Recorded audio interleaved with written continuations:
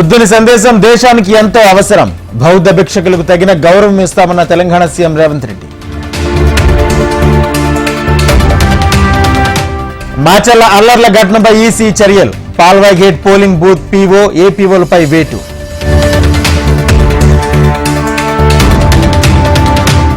దళితులు గిరిజనుల రిజర్వేషన్లు ఎవరూ లాక్కోలేరు. అణగారిన వారి హక్కుల కోసం పోరాడుతానన్న ప్రధాని మోడీ. దేశ సంపదను అదానికి దోచిపెడుతున్నారు. రాజ్యాంగం రిజర్వేషన్లపై మోడీ దాడి చేస్తున్నారన్న రాహుల్. దేశంలో నిరుద్యోగం పెరిగిపోయింది.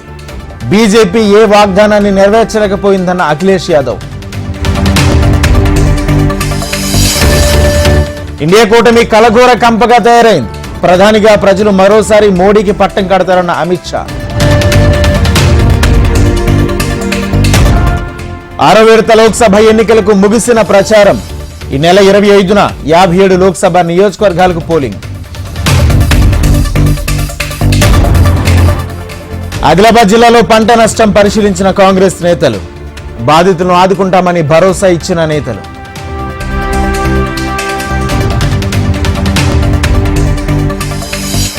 పారదర్శకంగా ధాన్యం కొనుగోలు చేస్తున్నాం.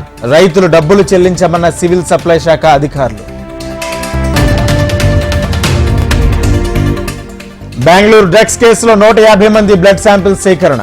మొత్తం 86 మందికి పాజిటివ్ వచ్చినట్లు గుర్తింపు. ఖమ్మం జిల్లా చర్ల తహసీల్దార్ ఆఫీసులో ఏసీబీ సోదాలు. పట్టాదారు పాస్ పుస్తకం కోసం లంచం తీసుకుంటూ చిక్కిన డిప్యూటీ తహసీల్దార్.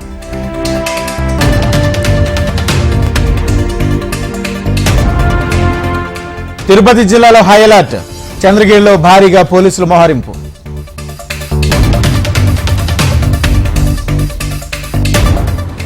తెలంగాణలో డ్రగ్స్ కంట్రోల్ అధికారులు తనిఖీలు.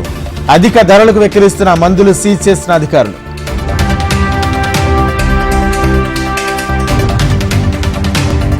పాత గుంటూరులో వాటర్ ప్లాస్టిక్ పైపులకు మంటలు. ప్రగతి నగర్లో దట్టంగా వ్యాపించిన పొగలు.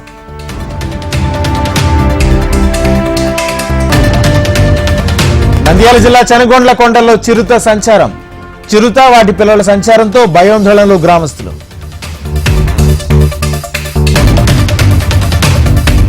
విశాఖ జిల్లాలో అక్రమంగా బాణసంచా తయారీ.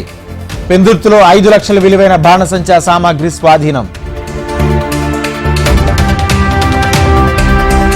రేపటి నుంచి తెలంగాణలో ఇంటర్ సప్లిమెంటరీ పరీక్షలు. 900 పరీక్షా కేంద్రాలు ఏర్పాటు.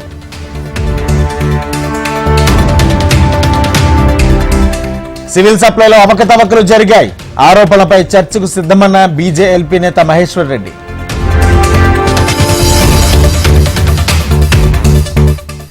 మహారాష్ట్ర థానేలో భారీ అగ్ని ప్రమాదం. 6 మృతి. కెమికల్ ఫ్యాక్టరీలో పేలుడుతో ఎగిసిపడిన మంటలు.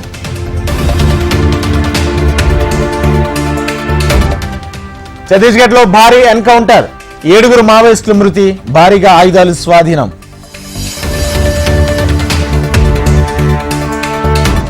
ఉత్తరాఖండ్లో సినీ ఫక్కీలో పోలీసుల ఎంట్రీ.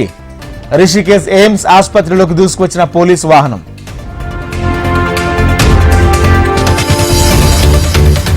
మెక్సికోలో ఎన్నికల ప్రచార సభలో కూలిన స్టేజ్. 5 మృతి. 50 మందికి గాయాలు.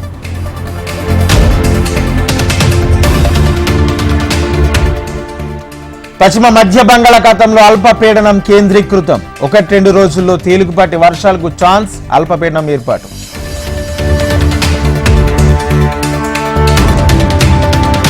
కొత్త రికార్డులు సృష్టించిన దేశీయ స్టాక్ మార్కెట్లు.